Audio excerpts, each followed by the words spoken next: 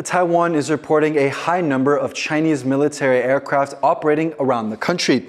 In the past 2 days, Taiwan has recorded 68 Chinese planes flying around the country. But we're going to look at activity from the past 24 hours. Now, the Defense Ministry says that 41 aircraft were spotted operating around Taiwan as of 6 a.m. Friday morning, as well as 7 Navy ships also operating in the area. Now, flying a little bit closer to Taiwan are 32 Chinese military aircraft that breached Taiwan's air defense identification zone. That's this box right here that surrounds the country. Now, this zone doesn't really belong to Taiwan, but it's used by the military as a defensive buffer.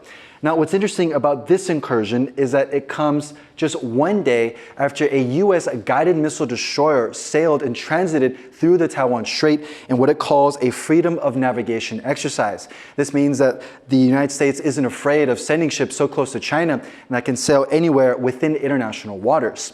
Now, for more on why this activity is significant, I spoke to Ben Lewis.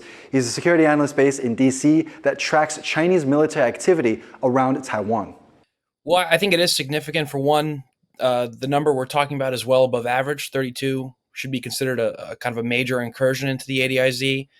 And it comes kind of in the face of one, President Lai's visit to Jinmen for the anniversary of the A-23 artillery battle, the Second Taiwan Strait crisis. And it also comes immediately following a U.S. warship transiting the Taiwan Strait. But kind of in the broader scheme of things, in the last 3.5 months, since President Lai took office, there's been an unprecedented surge in Chinese military activity around Taiwan. So we have now surpassed the yearly record for the number of Chinese aircraft tracked inside the ADIZ. That was 1,738 in 2022. With tonight's report, we're up to over 1,770. So we've blown past that record, and it looks like we're not going to stop anytime soon.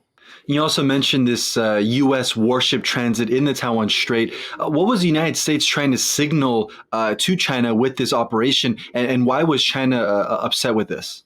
Well, all Taiwan Strait transits are intended to signal the same thing, whether U.S. ships or U.S. and allies and partners or just other states in general, which we've seen this year. And that's the Taiwan Strait is international waters at the end of the day. And all states have the right to transit through international waters. Now, China doesn't feel that way. China, views that the Taiwan Strait is an internal body of water for China because they claim Taiwan as part of the People's Republic of China.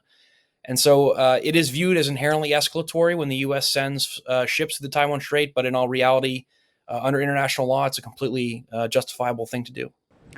Now, as Ben mentioned in that interview, we're seeing a significant spike in Chinese military activity since President Lai Ching-te took office in May of 2024. So we can see this upward trajectory of military aircraft around Taiwan. Now, Taiwan has reported more than 1,000 Chinese planes in the span of these 3 months. And so while the military here is trying to figure out how to manage that, it doesn't look like that activity is going to let up anytime soon.